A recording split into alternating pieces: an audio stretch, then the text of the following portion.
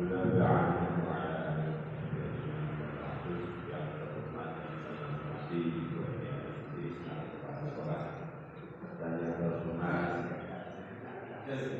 saya hormati Bapak Ibu dengan jawab bahasa Indonesia.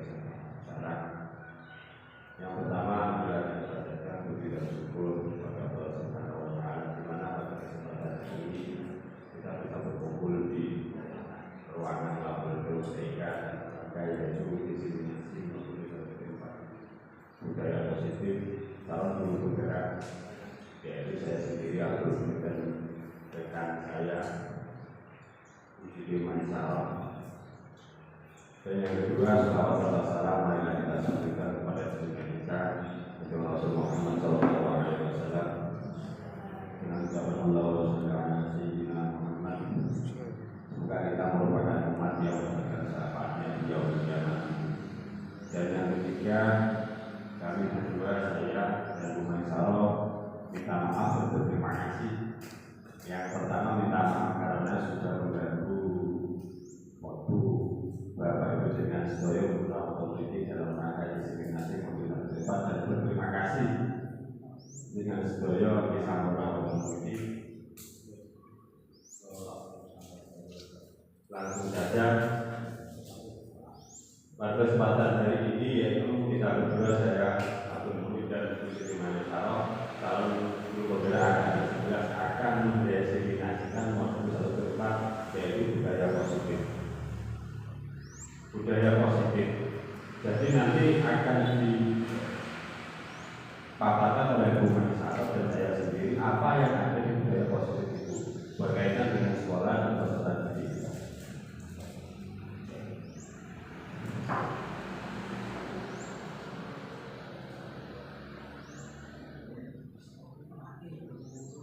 Dan tujuan pada pertemuan hari ini yaitu yang pertama melibatkan pemahaman tentang budaya positif di lingkungan sekolah kita, yaitu bahasa Inggris 31 Aksara. Dan yang kedua, mengimplementasikan budaya positif di lingkungan sekolah. Dan yang terakhir yaitu menciptakan lingkungan belajar dan pembelajaran yang aman dan nyaman serta berpihak pada murid.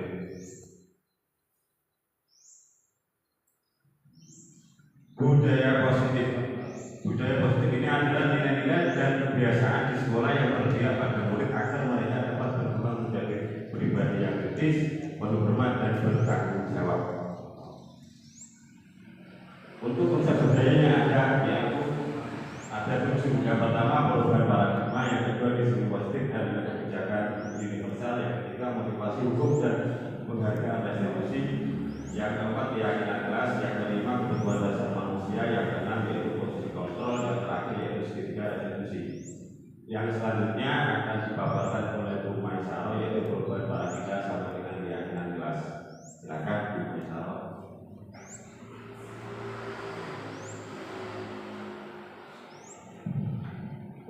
Assalamualaikum warahmatullahi wabarakatuh. Waalaikumsalam.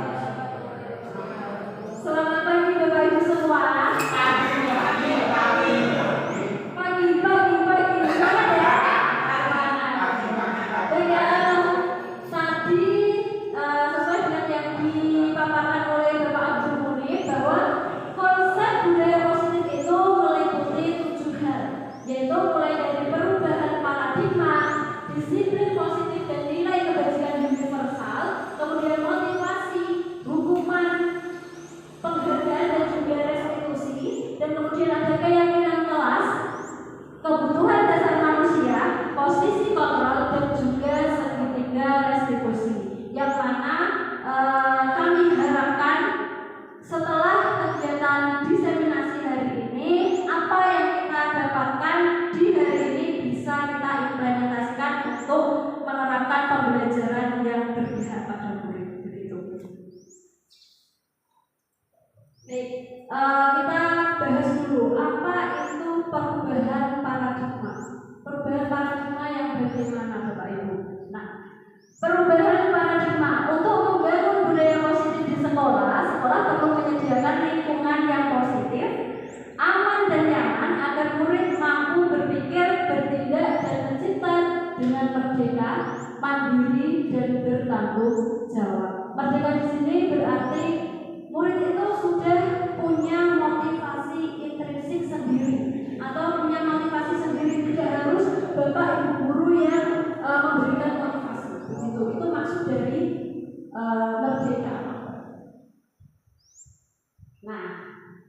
Dia pada semangat ya. Ini kan Bapak Ibu sudah duduk berdua-dua ya. Untuk Bapak Abdul Munib boleh didampingi Bu Nadia biar kita bisa main bersama-sama. Jangan sedih ya. Saya minta duduknya berhadapan-hadapan dong.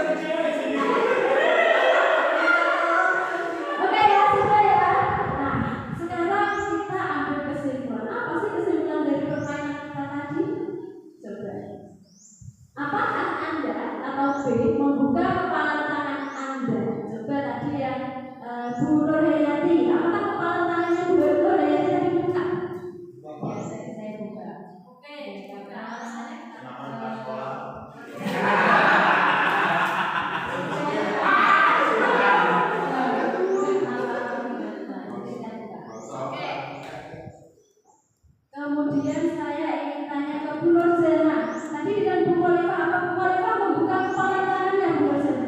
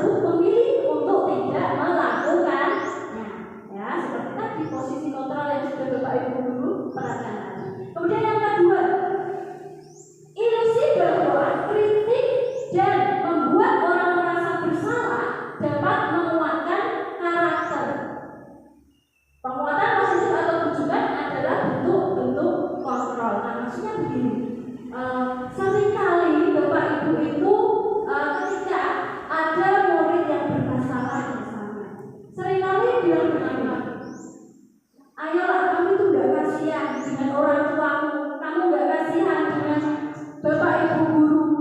Jadi membuat orang merasa bersalah itu dianggap sebagai penguatan karakter. Padahal tidak, kembali ke poin satu, bahwa yang bisa mengontrol seseorang itu ya orang itu sendiri. Mau dibuatkan narasi merasa bersalah sebagaimanapun, kalau si murid ini tidak mau melakukan sesuatu, dia tidak akan bisa terjadi. Kemudian yang ketiga, ilusi bahwa semua penguatan positif, efektif dan bermanfaat, ya. Menggunakan kritik dan rasa bersalah untuk mengontrol murid menuju pada identitas ya. Nyatanya membuat murid bersalah itu malah justru akan membentuk identitas gagal pada peserta didik, ya. Bapak Ibu guru ketika mengalami masalah misalnya selalu memunculkan murid, kamu tuh sudah salah, ya. Kemudian kamu udah mau ngaku, kasihanlah temanmu, kasihan Bapak Ibu dan lain sebagainya. Maka dia ini hanya akan merasa jadi orang yang gagal tanpa punya solusi, gitu ya. Kemudian lanjutnya, ilusi bahwa orang dewasa memiliki hak untuk memaksa. Nah, Bapak Ibu di sini sudah termasuk orang dewasa ya? Belum?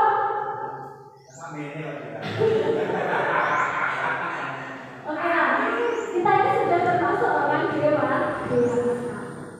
Persepsinya apa? Bahwa kita ini kadang berpikir kita ini dewasa dari peserta didik kita, maka kita punya hak untuk memaksa mereka. Padahal itu tidak benar.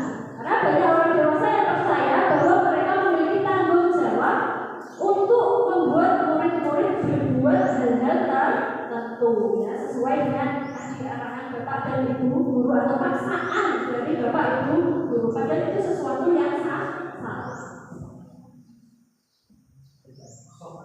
Nah, ini dia perubahan paradigma dari stimulus respon ke paradigma teori kontrol, ya. Bagaimana sih stimulus respon itu? Realitas atau kebutuhan kita sama, padahal realitanya kebutuhan kita itu berbeda. Contohnya misal murid, ya, murid kita itu punya kebutuhan yang berbeda. Dalam misalkan saja ada siapa ya, katakanlah Linda kelas 8, tahu ya? Nah, dengan Rindu kelas 8 juga teman satu kelasnya. Secara kalau kita lihat dengan kasat mata, ya, semua peserta didik kita kebutuhannya sama, padahal tidak. Si Linda dari kalangan orang berada, sedangkan si Rindu ini anak yang yatim. Sudah pasti kebutuhan mereka berbeda, terutama kebutuhan akan kasih sayang. Gitu, nanti kita bahas lagi Pak di 5 kebutuhan dasar manusia. Oh gitu ya Pak. Lanjutnya, dari stimulus respon, semua orang melihat hal yang sama, padahal setiap orang itu memiliki gambaran yang berbeda, gitu ya. Kemudian kita mencoba mengubah orang agar berpandangan sama dengan kita. Padahal kalau di dalam teori kontrol itu kita berusaha memahami pandangan orang lain tentang dunia. Ya, kita nggak bisa seperti tadi menerapkan pendapat kita atau memaksakan pendapat kita atau pandangan kita kepada orang lain. Tapi yang kita bisa lakukan apa? Kita bisa memahami pandangan atau cara pandang orang lain tanpa harus memaksakan pandangan kita terhadap orang lain. Kemudian saya pribadi masih bingung ini kenapa kita juga dibawa ke arah sini. Saya ingin tahu dasar pendidikan awalnya itu bagaimana, bijinya di mana, terus kenapa bisa sampai ke sini gitu. Jadi biar saya gitu. Kalau yang lain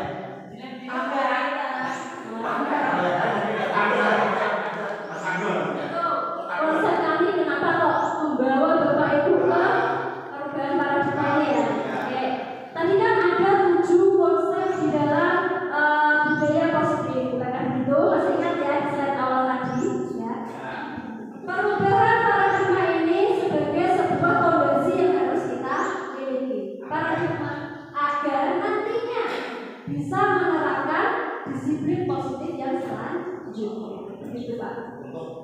untuk di sekolah agar sekolah jadi apa gitu. Agar di sekolah ini jadi apa? Kita perlu memahami perubahan para guru. Nah, begini, kita ini kan sebagai pendidik ya Bapak Ibu, ya. Sebagai seorang pendidik kita harus punya kompetensi sebagai seorang pendidik. Gimana kita mau menerapkan sebuah konsep kalau kita sendiri tidak tahu, tidak paham, atau bahkan tidak menguasai? Itu ya. Jadi untuk bisa menerapkan konsep budaya positif kita perlu tahu dulu, begitu. Kita perlu memahami dan perlu menguasai agar nantinya kita bisa menerapkannya. Itu Bapak.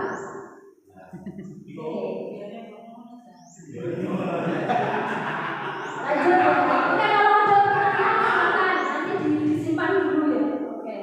Kemudian lanjutnya, orang lain bisa mengontrol saya. Itu kalau menurut teori stimulus respon. Padahal kalau menurut teori kontrol, hanya Anda yang bisa mengontrol diri Anda seperti permainan tadi ya.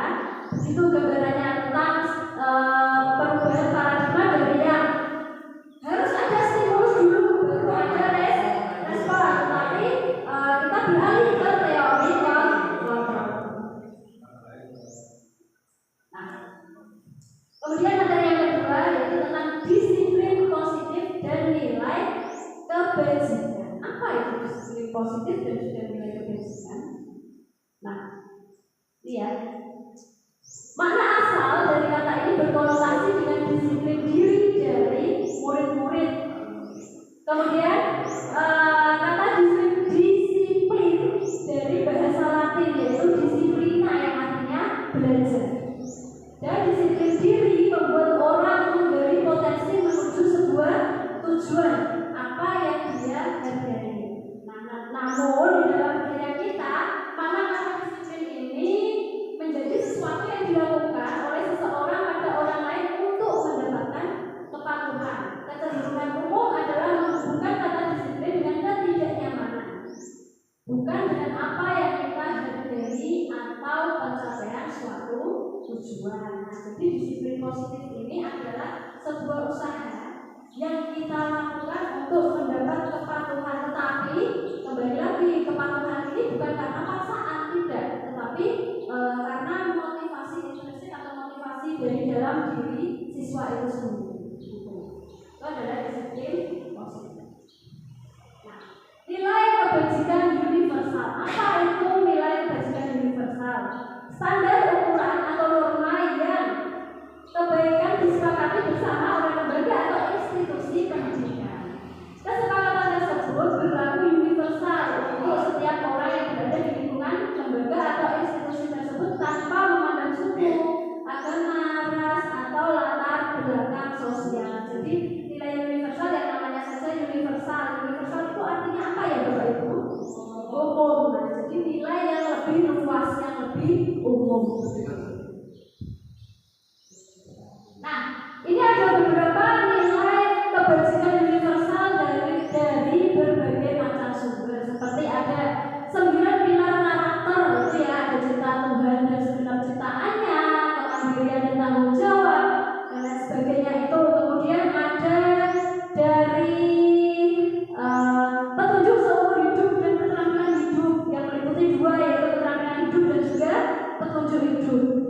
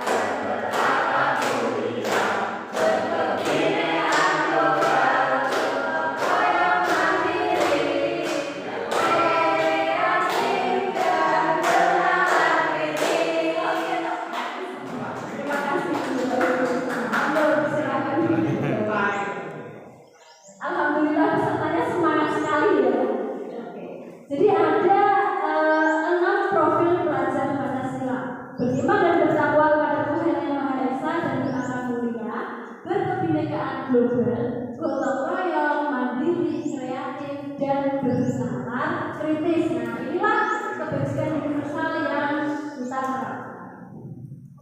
Lanjutnya, tentang motivasi, hukuman dan penghargaan, dan juga restitusi. Nah, ini nanti yang akan banyak kita praktekkan di dalam kehidupan kita sehari-hari sebagai seorang pendidik. Oke, 3 motivasi perilaku manusia. Teori ini oleh Diane Nicholson. Ya, ada 3 motivasi perilaku manusia. Yang pertama, untuk menghindari ketidaknyamanan atau hukuman. Itu terhadap murid kita mematuhi peraturan itu hanya sekedar biar tidak dimarahi khalifah misalnya begitu. Nah, itu untuk menghindari ketidaknyamanan begitu. Kemudian yang kedua, untuk mendapatkan imbalan atau penghargaan dari orang lain.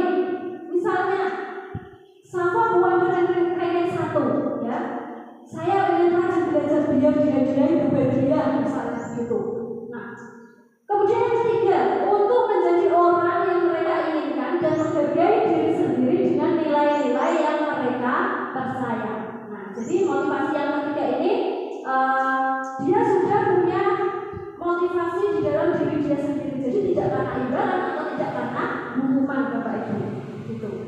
Nah, teori motivasi ini dapat dikelompokkan menjadi 2, yaitu teori motivasi eksternal dan motivasi internal atau intrinsik.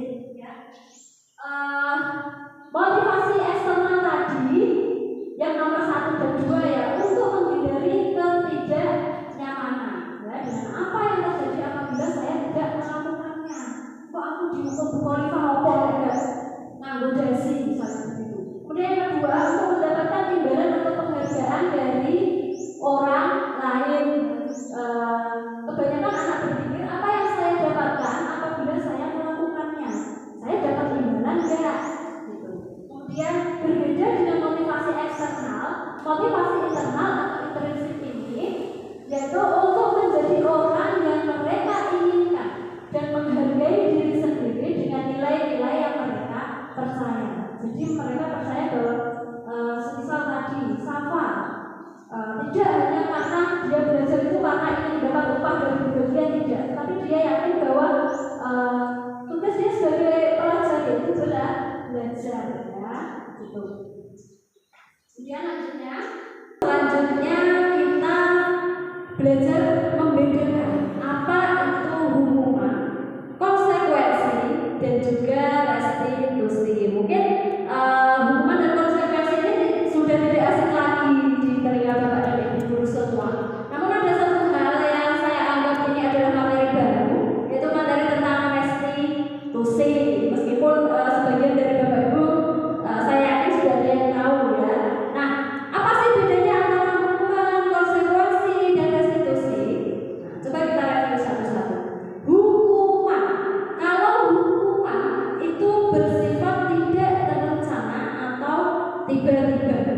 Misalnya, Bu Nurjana sebagai guru piket di hari Senin, kemudian melihat Niko yang terlambat datang ke sekolah. Dengan spontan Bu Nurjana meneriaki Niko, push up 50 kali, misalnya begitu. Nah, karena sebuah sesuatu yang sifatnya tidak terencana tadi itu bisa kita anggap sebagai hukuman. Kemudian yang kedua yaitu sifatnya satu arah berarti hanya dari guru saja. Jadi guru dengan entengnya menghukum siswa apalah yang terlintas di kepalanya begitu. Push up. Misalnya nanti yang terlintas squat jump. Bisa saja antara siswa satu dengan siswa lain hukumannya berbeda-beda. Kemudian yang ketiga yaitu hukuman yang diberikan berupa fisik atau psikis yang menyakitkan, ya. Jadi kalau hukuman itu bentuknya bisa berupa hukuman fisik ataupun psikis. Kalau seperti contoh tadi yang dilakukan Bujana kepada Niko itu sifatnya hukuman fisik. Tapi hukuman psikis yang bagaimana itu?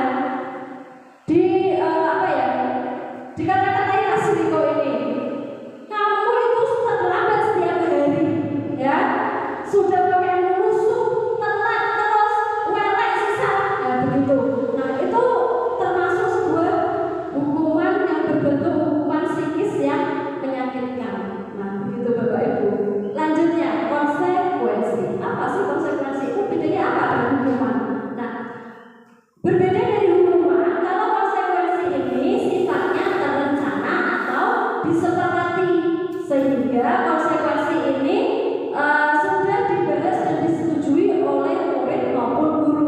Jadi tidak seperti hukuman. Kalau hukuman tadi kan sifatnya satu arah, hanya dari guru saja. Jadi murid tidak tahu apa sih konsekuensi, apa sih sebenarnya konsekuensi ketika saya terlambat, itu tidak tahu, ya itu hukuman. Kalau konsekuensi tadi sudah, murid ini sudah mengetahui jika terlambat konsekuensinya apa, misalnya membersihkan lingkungan sekolah atau membersihkan kelas ketika istirahat, begitu, itu namanya konsekuensi.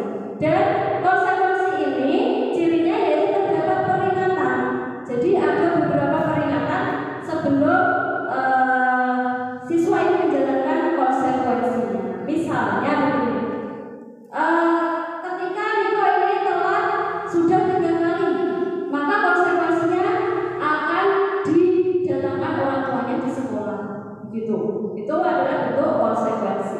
Lanjutnya restitusi. Nah, ini yang menurut saya sangat menarik, ya, karena ini juga belum pernah saya sendiri lakukan, hanya kemarin praktek saja begitu.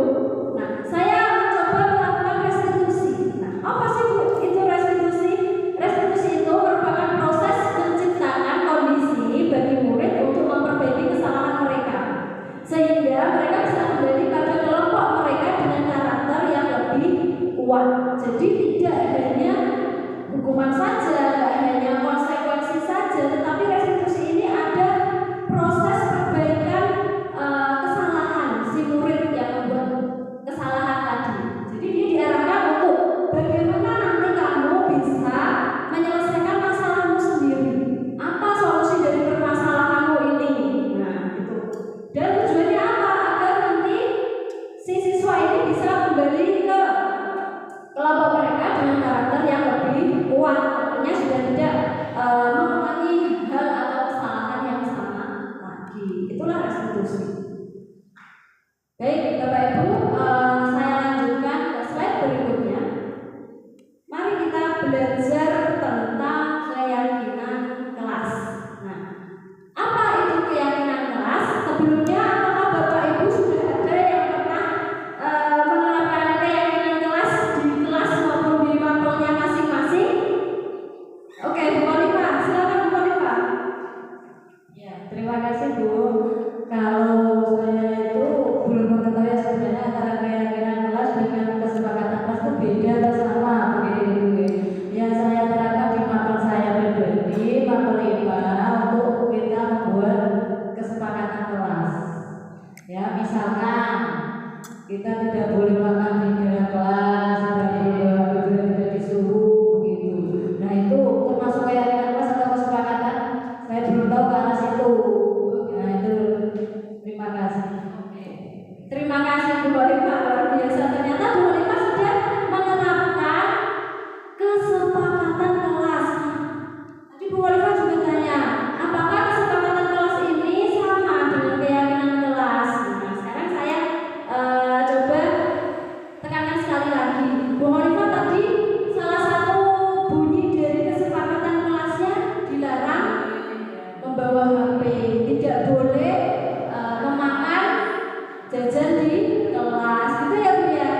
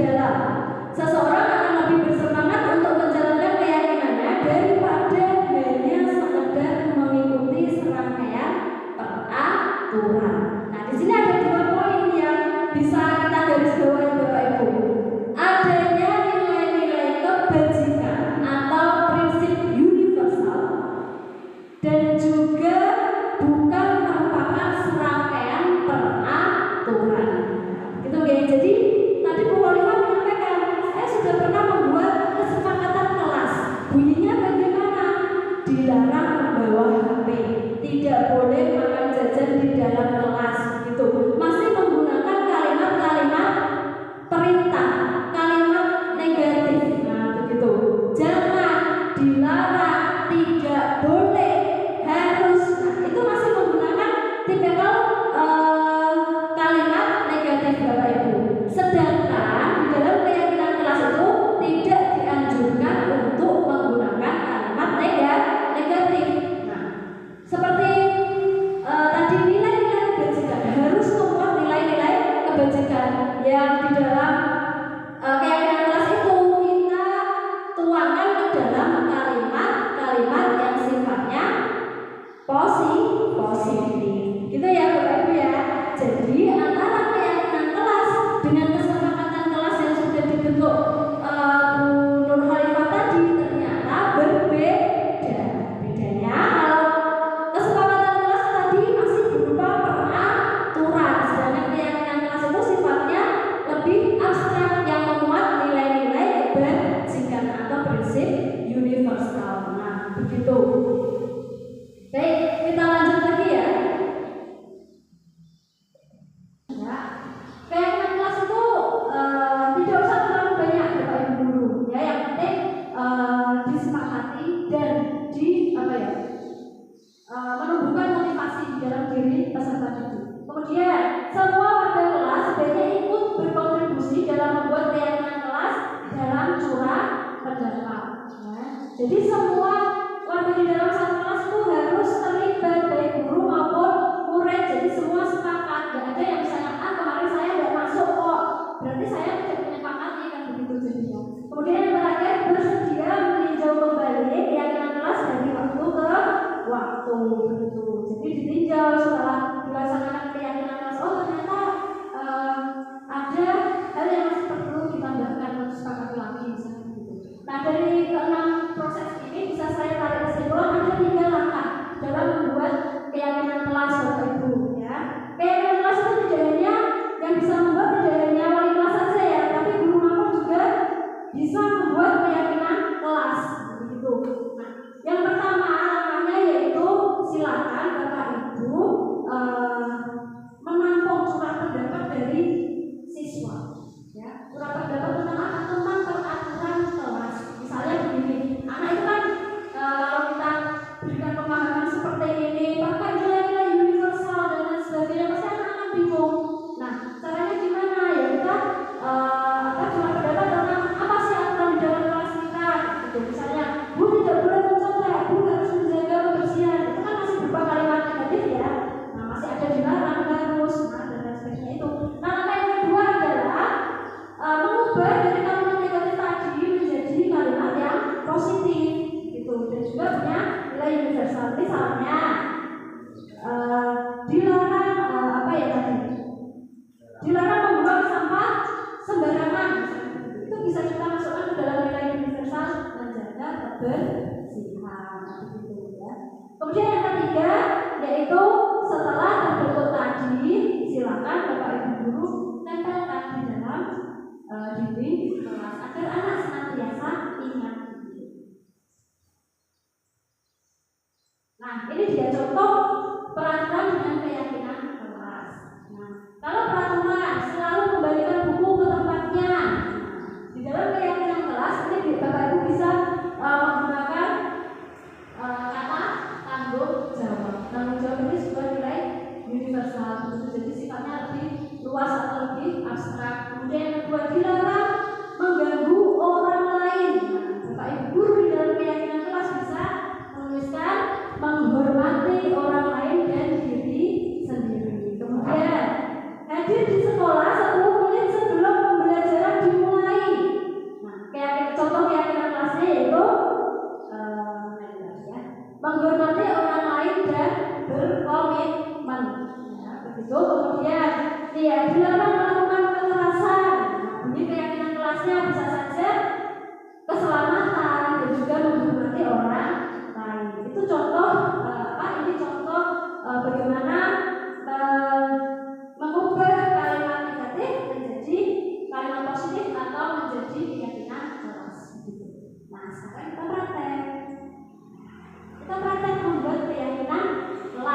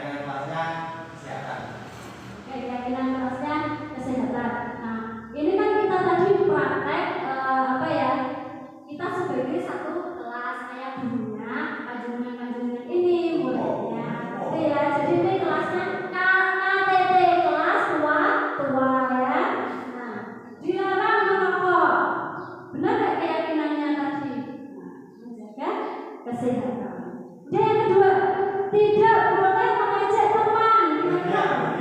Berlian sebelum berlian. Tidak boleh mengejek teman. Contohnya itu Bu, ya tidak boleh mengejek teman, tentunya harus menghargai temannya. Menghargai teman. Biar aku sama lalu.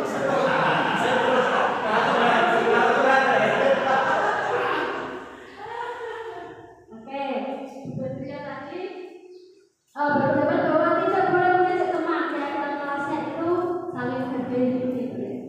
Benar nggak sih? Oke, saling menghargai atau saling menghormati. Yang ketiga, jangan membuang sampah sembarangan. Coba Pak Jatulan. Jangan bersiap. Menjaga kebersihan. Oke, menjaga kebersihan. Benar nggak sih? Oke, betul ya. Pertanyaan berarti sampai sini sudah bisa menangkap pemahaman tentang keyakinan kelas ya Bapak Ibu ya. Oke. Nanti kalau tidak paham boleh bertanya. Nah, selanjutnya materi tentang kebutuhan dasar manusia 5 posisi kontrol. Ya, Itu tadi kan ada beberapa peraturan tadi ya. Itu saya tanyakan implementasinya. Bagaimana cara Bapak Ibu membuat anak itu tanpa distraksi itu, bukti nyatanya sampai sekarang. Terima kasih.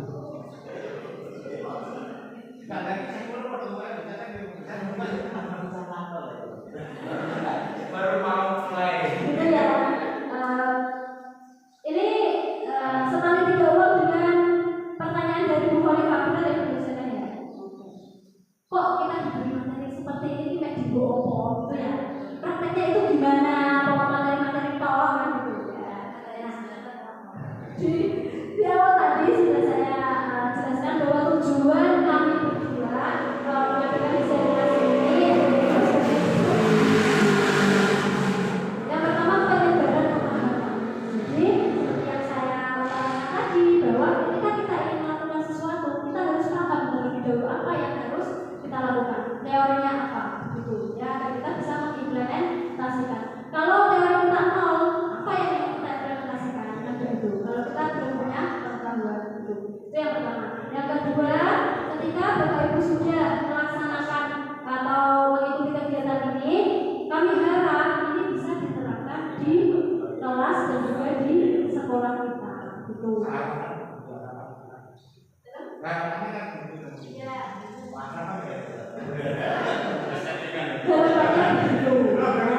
Jadi yang namanya harapan itu kan kita harus berusaha untuk mewujudkannya. Betul apa tidak Bapak? Apalah arti saya ya kalau tidak ada Bapak Ibu guru semua.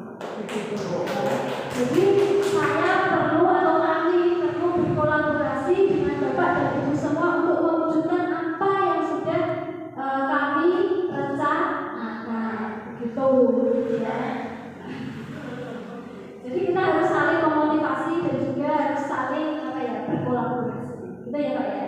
Nah, untuk bagaimana tadi caranya melaksanakan, nanti kita simpan pertanyaan itu di akhir karena masih ada teori yang masih ada kaitannya dengan serangkaian teori yang sudah saya paparkan tadi.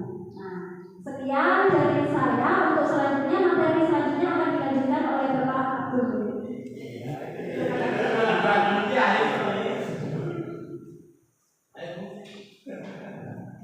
Terima kasih. Terima kasih. Assalamualaikum warahmatullahi wabarakatuh. Saya di sini akan melanjutkan materi yang disampaikan oleh Bapak Ministro. Saya disuruh baca saja. Kebutuhan dasar manusia. Kita sebagai manusia, kira-kira kebutuhannya bisa dikumpulin Ya makan, minum, tidur.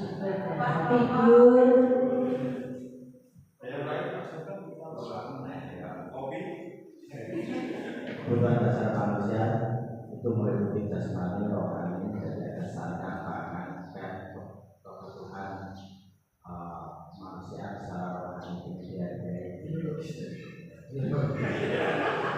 Terima kasih Suri untuk pertanyaan berhubungan pada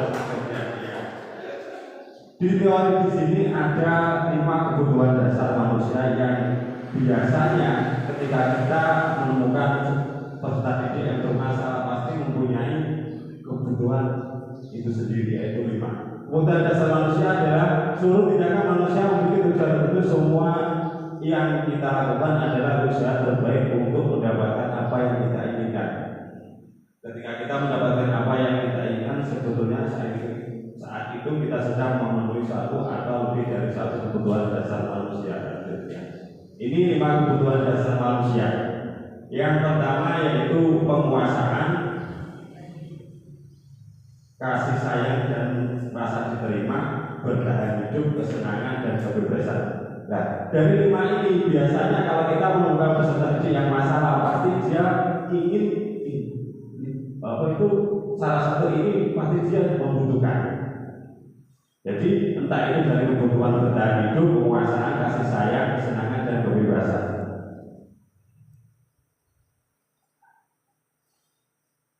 Bertahan hidup, kebutuhan yang bersifat fisiologis untuk bertahan hidup, misalnya kesehatan, rumah dan makanan. Kebutuhan biologis sebagai bagian dari proses reproduksi, termasuk kebutuhan untuk tetap bertahan hidup.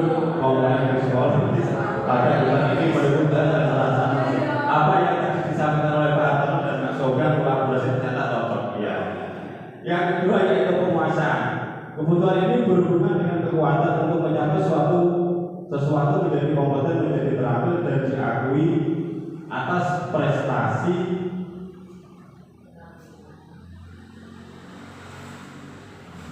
dan keterampilan kita didengar dan dimiliki dan memiliki rasa harga diri. Ya sebenarnya itu kasih sayang dan rasa diterima.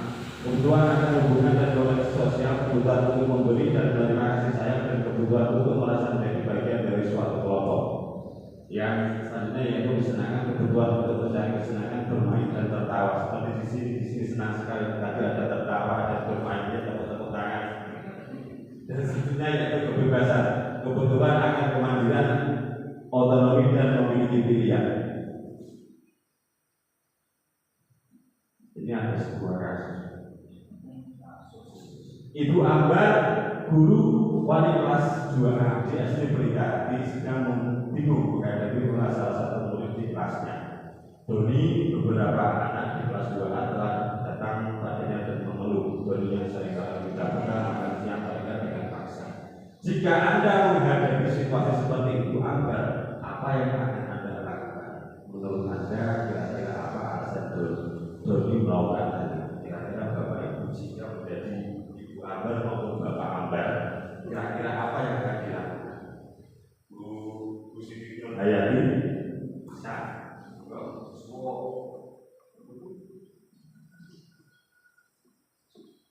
Kalau menurut saya, jika saya sebagai Ambar, saya akan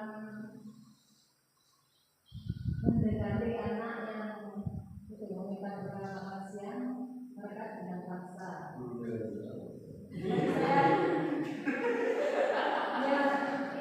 Menasihati anak untuk mungkin sabar bagaimana ya, agar jangan memaksa minta makan siang. Itu kalau menurut saya. Pak Artono jika mempunyai namanya Pak Ambar ya. Jika saya menjadi Pak Ambar tadi, begini, kalau saya itu mungkin anak yang bernama Doni kita panggil, kita tanya permasalahannya apa kok sampai minta pada salah paksa dengan anak lain. Kalau memang itu si Doni karena memang tidak diberi bekal atau dari ke orang tuanya, mungkin kondisinya juga nggak ada. Mungkin kita bisa mengajak anak-anak membagi makanan yang dibawa teman-teman tadi, jadi nggak merasa sampai memaksa untuk meminta. Terima kasih. Beri pertanyaan Pak sama Pak Anton dan saya. Jadi menurut kasus ini kita harus tahu apa sih yang dibutuhkan oleh kebutuhan apa. Tadi sudah dijelaskan ada 5 yaitu kasih sayang dan terakhir yaitu kebebasan dia. Dalam konteks penerapan disiplin positif, Ibu Ambar sebaiknya mencari tahu alasan bagi melakukan tindakan tersebut agar mengetahui beban mana yang ia berusaha untuk dipenuhi. Yang pertama, apabila jawabannya karena ia lapar dan orang tua tidak membawakan bekal, kebutuhannya adalah bertahan hidup. 2. Apabila jawabannya karena ia senang temannya, jadi memperhatikan dia, kebutuhannya adalah cinta dan kasih sayang atau kebutuhan untuk diterima. Yang ketiga, apabila jawabannya karena ia merasa hebat, karena temannya jadi takut dan menuju keinginannya, kebutuhan adalah penguasaan, pengakuan atau kemampuan. Yang keempat, apabila jawabannya karena ia bosan dengan bekal yang orang tuanya bawakan, kebutuhannya adalah kebebasan, kebutuhan akan pilihan. Yang kelima yaitu apabila jawabannya karena ia iseng saja dan menikmati ekspresi wajah temannya, yang kesal karena diberi makanannya, kebutuhannya adalah kebutuhan kesenangan.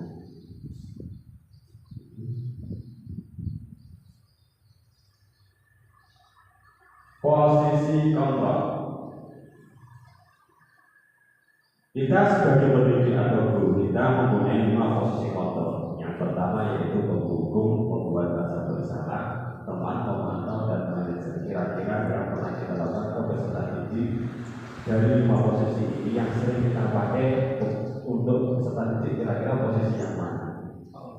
Penghubung. Ada yang lain? Bisa lebih dari satu. Bisa, semuanya juga bisa. Ya bisa jadi sebagai guru, sebagai teman, tergantung kondisi anak berteman. Terus kemudian memantau. Ini yang Pak Sopan terkenal dengan status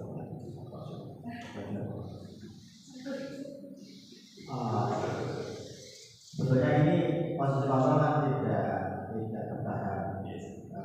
Jadi kita saat ini di posisi kasus ini, kasus A, kita berfungsi sebagai apa? Sebagai penghubung atau sebagai peserta bersama pemantauan. Idealnya kita sebagai guru sebagai kegiatan individualitas kita, ada emosi kita, posisi kita, berikutkan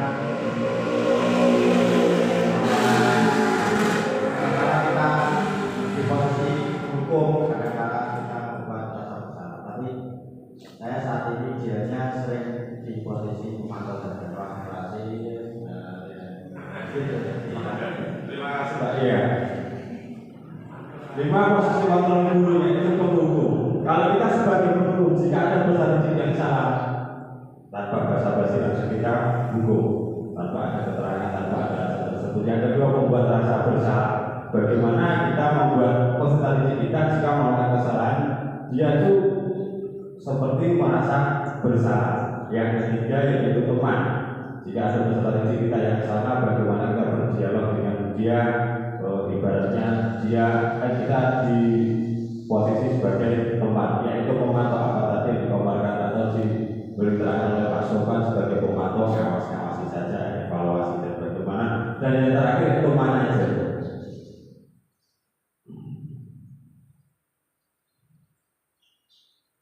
Motivasi ini ada tabel ya. Jika kita ini jadi pendukung, jadi pembuat bersalah, teman, pemantau dan manajer. Di sini ada tabel yang keterangan identitas gagal, perilaku kontrol negatif, dan identitas berhasil atau sukses, perilaku kontrol positif atau kontrol diri. Jika kita sebagai pendukung, guru berbuat dengan cara menunjuk, menyanyi, menyindir, ya, dengan perkataan kalau kamu tidak melakukannya, saya akan kamu suruh berlari untuk lapangan 100 kali atau sampai 700.000 kali, dan hasilnya nanti peserta didik akan memberontak ketika menyalahkan orang lain. Jadi dia disimpan sebagai momen sesuatu yang negatif oleh guru tersebut. Murid berkata, saya tidak peduli, ya, karena istilahnya menyimpan sesuatu atau balas dendam. Dampak pada muridnya adalah mulai misalnya berulang kali perilaku menjadi agresif, tidak terima. Jika kita posisi kontrol kita sebagai penghukum, kaitannya dengan dunia berkualitas adalah murid meletakkan guru di luar dunia berkualitas. Makanya kadang ada murid yang ketika sudah lulus sekolah tidak hormat kepada guru karena memang mempunyai suatu momen atau cerita yang negatif kepada guru tersebut. Yang kedua, jika kita sebagai pembuat orang merasa bersalah, guru berceramah menunjukkan kekecewaan yang mendalam, apalagi ditujukan oleh kepada temannya semuanya. Guru berkata, kamu sudah mengingatkan bapak ibu dengan kesalahan yang dia lakukan. Hasilnya menyembunyikan, menyangkal dan berbohong. Ini juga berarti secara tidak langsung kita memberi suatu pelajaran bagaimana cara peserta didik itu bisa lihat dalam berbohong tanpa kita sadari. Murid berkata, maafkan saya. Dampak pada murid yaitu rendah diri, merasa gagal dan tidak berharga karena merasa dipermalukan oleh gurunya. Kaitannya dengan dunia berkualitas adalah murid meletakkan guru dalam dunia berkualitas seperti tadi, yaitu sebagai jika guru sebagai penghukum. Nah ini yang identitas berhasil atau sukses perilaku kontrol positif yaitu membuatkan alasan untuk muridnya sendiri, alasan yang bisa diterima, yang bisa bukannya kita membela tapi memberikan kesempatan pada peserta tersebut. Guru berkata, lakukan untuk bapak ibu yang sudah nanti bapak ibu bantu dan bereskan. Ini memberikan kesempatan kepada peserta kita tidak langsung kita sebagai posisi penghukum dan membuat merasa bersalah. Hasilnya ketergantungan kepada bapak ibu guru karena merasa tidak ada apa-apa. Murid berkata, saya pikir bapak atau ibu teman saya. Dampak pada murid yaitu tergantung dan tidak mandiri dan tidak bisa memutuskan. Kaitannya dengan dunia berkualitas adalah murid mengatakan guru sebagai orang penting adalah dunia berkualitas. Yang keempat yaitu sebagai pemantau, menghitung dan mengukur. Biasanya pemantau ini selalu melakukan observasi terhadap peserta didik. Guru berkata, apa peraturannya, apa konsekuensinya atau sanksinya, apa yang akan melakukan, apa yang akan terjadi sekarang. Dia hanya menceklis sebuah lembar yang berisi tentang ketentuan-ketentuan jika murid merasa bersalah. Hasilnya menyesuaikan bila diawasi, kalau tidak berarti tidak akan berbuat baik. Murid berkata, saya akan dapat berapa bintang kalau melakukan hal tersebut. Jika sudah melakukan hal tersebut, saya akan mendapatkan apa? Berarti dia melakukan kebaikan dalam arti ingin mendapatkan imbalan. Dampak pada murid yaitu menitik beratkan pada dampak diri sendiri, mendapatkan hadiah atau mendapatkan hukuman jika melakukan kesalahan atau kebaikan. Kaitannya dengan dunia berkualitas adalah murid meletakkan guru peraturan di dunia yang berkualitas. Yang terakhir yaitu kita sebagai manajer. Nah, di sini manajer mengajukan pertanyaan ada lagi pembahasannya itu segala institusi. Ya, guru berkata, apa yang kita yakini? Apakah kamu meyakini hal tersebut? Kalau kamu yakinkan, kamu akan memperbaikinya. Kalau kamu perbaiki, jadi kira-kira hal tersebut akan menggambarkan apa tentang dirimu. Hasilnya yaitu menguatkan masa atau karakter peserta didik jika peserta didik tersebut melakukan kesalahan. Murid berkata, bagaimana caranya agar saya bisa memperbaiki keadaan ini? Saya akan memperbaiki masalah ini dengan mungkin keyakinan kelas yang sudah dibuat atau kesepakatan kelas. dampak pada murid, mengevaluasi diri bagaimana menjadi diri yang lebih baik tanpa harus disuruh dan menitik beratkan pada menghukum, merasa malu, teman dan ingin mendapatkan imbalan. Yang terakhir yaitu kaitannya dengan dunia berkualitas. Murid meletakkan dirinya sebagai individu yang positif dalam dunia berkualitas. Dari 5 kontrol, posisi kontrol kita sebagai guru kira-kira nanti Bapak Ibu yang ingin terapkan jika ada peserta didik yang mempunyai kesalahan atau bersalah dalam kelas maupun dalam tidak baik di sekolah, kira-kira akan pilih yang mana?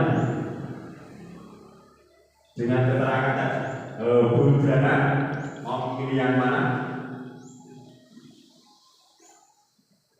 Dengan apa yang saya sampaikan, kira-kira Bu Jana mau memilih 5 posisi kontrol dan skala sebagai penutup sebagai ini.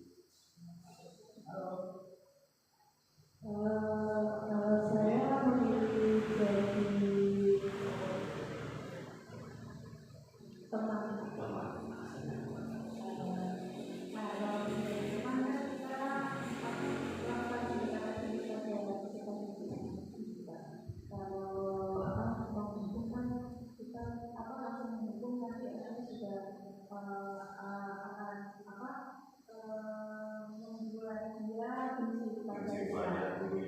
Kalau kita menjadi teman, kita melakukan pendekatan, anak juga menerima, nanti dia juga kalau dikasih masukan akan menerima masukan dari guru. Terima kasih.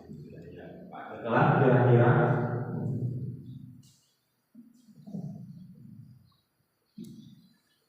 manajer.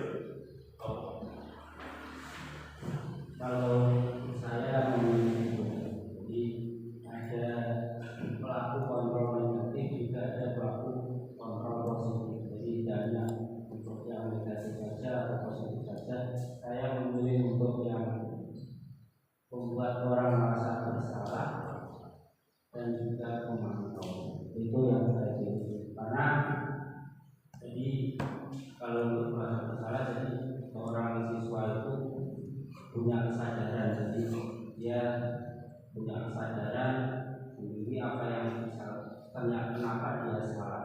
Terus sebagai pemantau, jadi sebelum kita bertindak untuk menangani sesuatu, jadi kita melihat sebagai pemantau, kita pantau dulu apa yang harus kita lakukan sebagai guru untuk siswa kita. Tangan buat Pak Jaka dan Bu Nurjana. Terima kasih. Selanjutnya yaitu segitiga restitusi. Ini segitiga restitusi ini nanti akan apa yang tadi sudah dijawab oleh Pak Daklan dan Bu Jana, Bu Nuryati. Nah, segitiga restitusi ini adalah suatu proses dialog yang dijalankan oleh guru atau orang tua agar dapat menghasilkan murid yang mandiri dan bertanggung jawab jika pada murid tersebut melakukan kesalahan.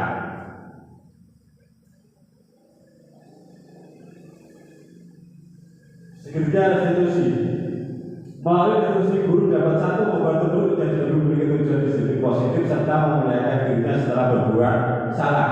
Yang kedua yaitu membantu murid untuk jujur pada diri sendiri dan mengevaluasi dampak dari kesalahan yang dilakukan. Yang terakhir yaitu memberikan penawaran dan bukan paksaan. Ada 3 langkah segitiga restitusi yaitu menstabilkan identitas, validasi tindakan yang salah, dan yang terakhir adalah menanyakan keyakinan. Jika kita menemui suatu masalah atau suatu peserta didik melakukan kesalahan, langkah yang pertama yaitu kita bisa menstabilkan identitas. Jadi kita ajak berdialog oleh peserta didik tersebut dengan kalimat setiap orang pasti pernah melakukan kesalahan agar peserta didik tersebut tidak merasa terpojok, tidak merasa dimarahi. Dan dia akan berdialog dengan kita dengan enjoy atau dengan kalimat kamu bukan satu-satunya yang pernah melakukan kesalahan ini. Itu adalah menstabilkan identitas. Yang kedua yaitu validasi tindakan yang salah. Biasanya dengan kalimat seperti ini, kamu tentu punya alasan dalam melakukan itu. Jadi ketika peserta didik melakukan kesalahan pasti ada dasarnya, yaitu sesuai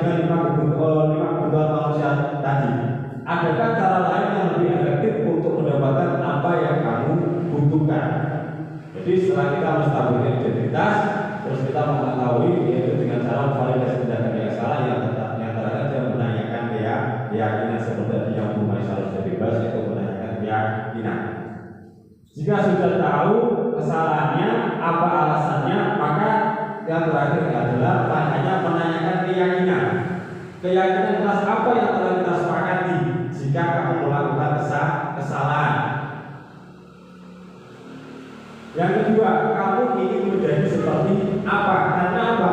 Di sini antara guru dan peserta didik sudah membuat keyakinan kelas, dan jika ada peserta didik yang salah dengan cara restitusi ini, dia akan merasa diterima oleh peserta didik yang lain atau guru tanpa dia merasa terpojok atau malu dan tidak mempunyai memori yang tidak menyenangkan oleh Bapak Ibu guru.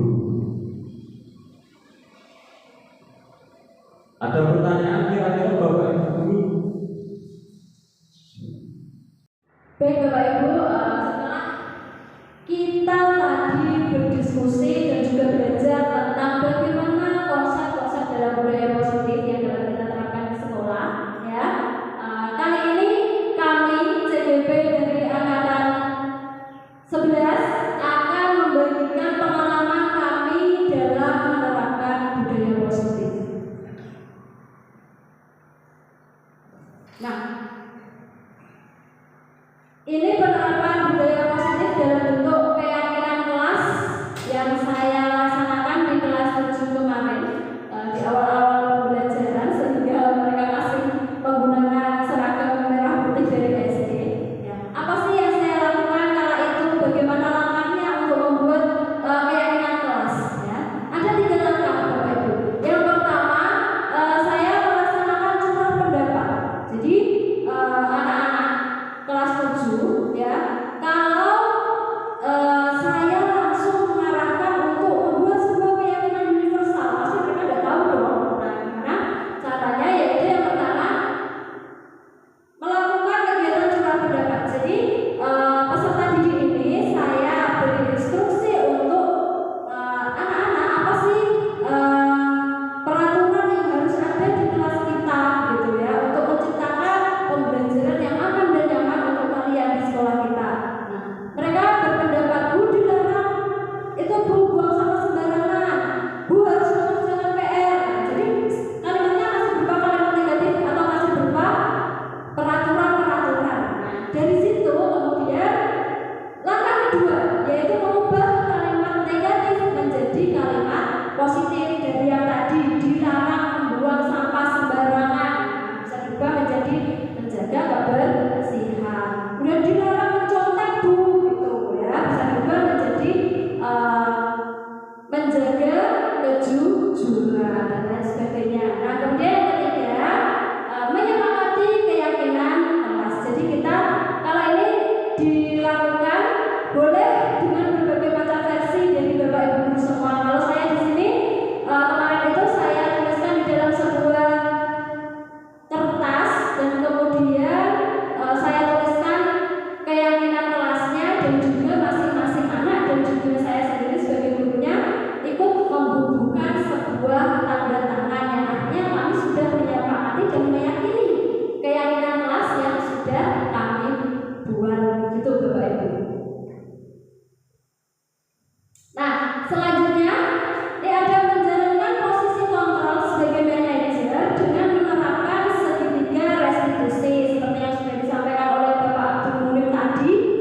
Gimana sih langkah melakukan restitusi? Apa sih segitiga restitusi itu? Kemudian tujuannya apa? Nah, ini sudah saya praktekkan di 2 kasus kemarin.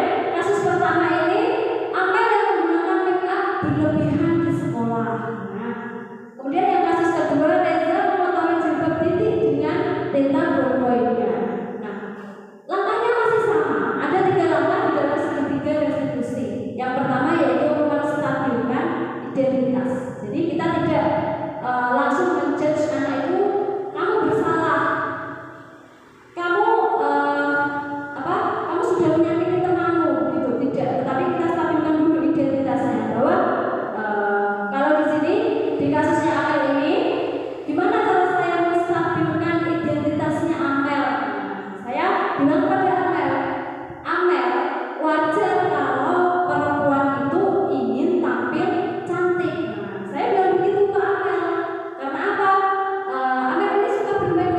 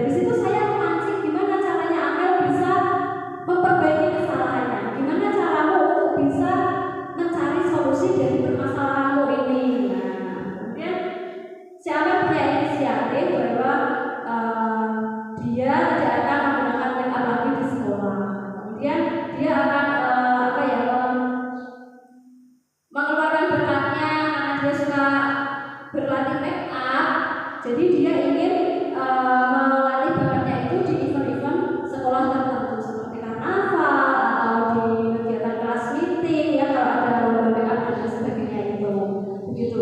Jadi di sini kita sebagai manajer mengarahkan siswa untuk dapat mencari solusi atas permasalahannya tadi. Dengan tujuan apa?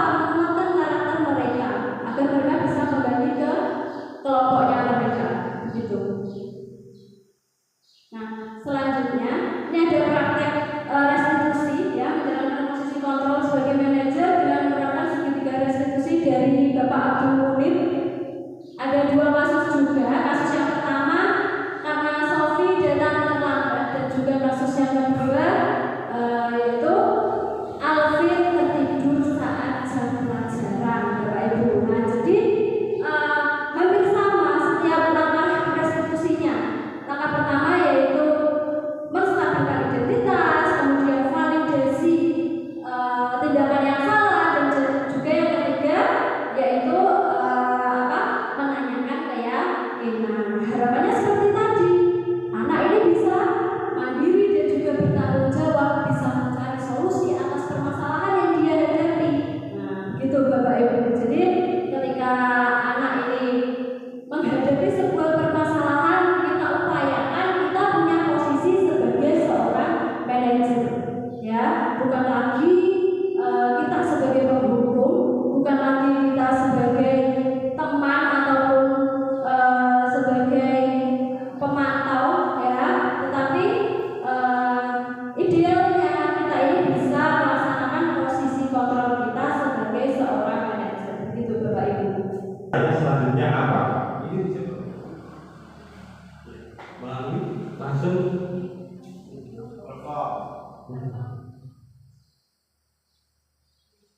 ini bisa di-scan ya. Untuk bisa berhadir dan referensi silakan scan barcode di bawah ini, bisa dijawab atau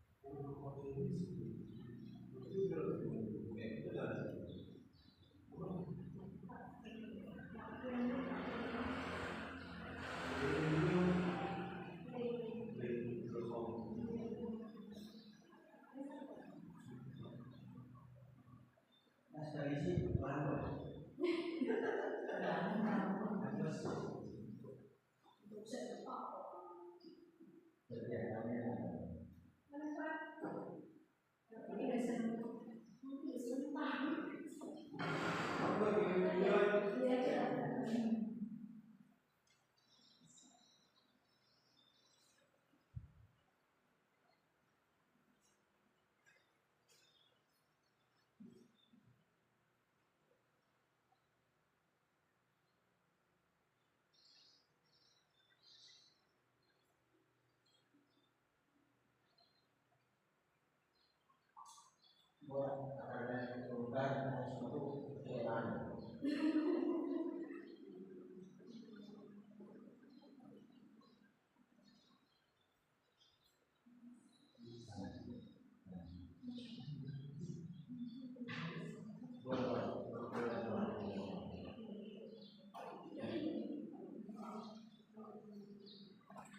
Juga refleksi kegiatan diseminasi budaya positif yang kami sampaikan.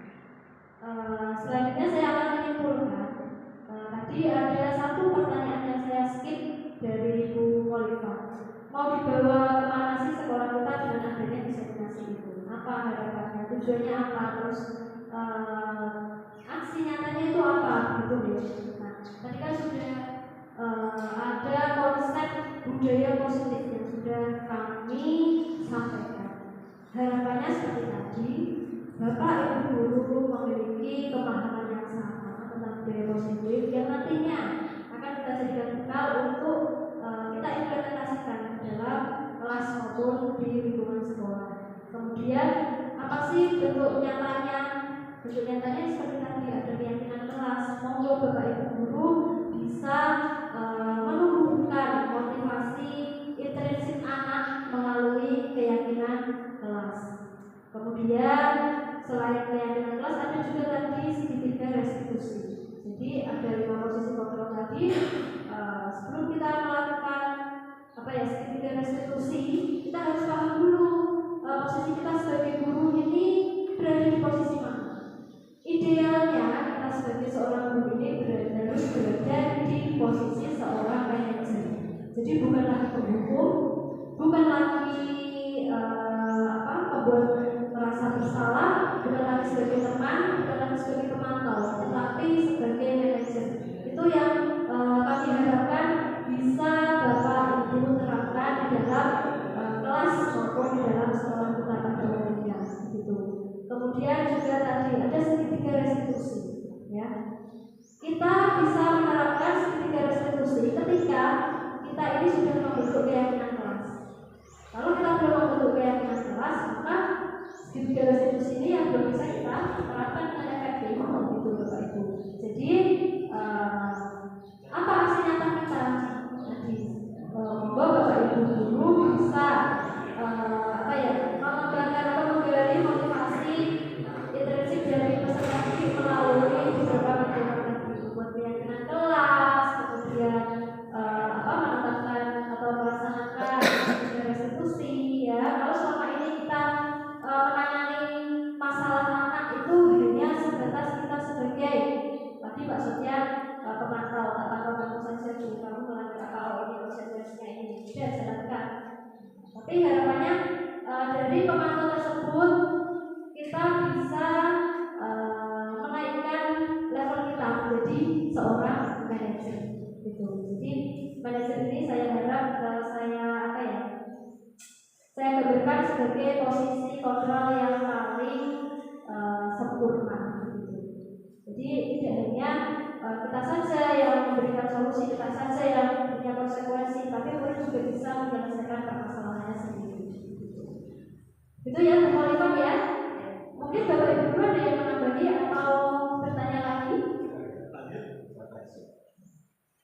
Sudah?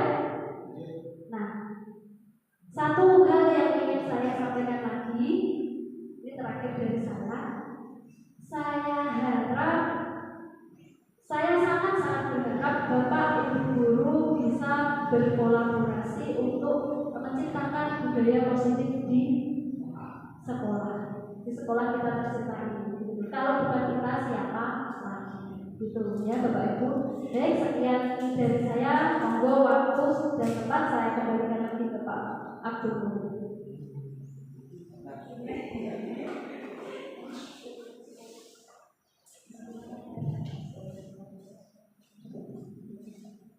Sekian dari kami, saya Abdul Munib dan Bu Siti Maya Saroh atas pemaparan diskriminasi budaya positif modul 1-4.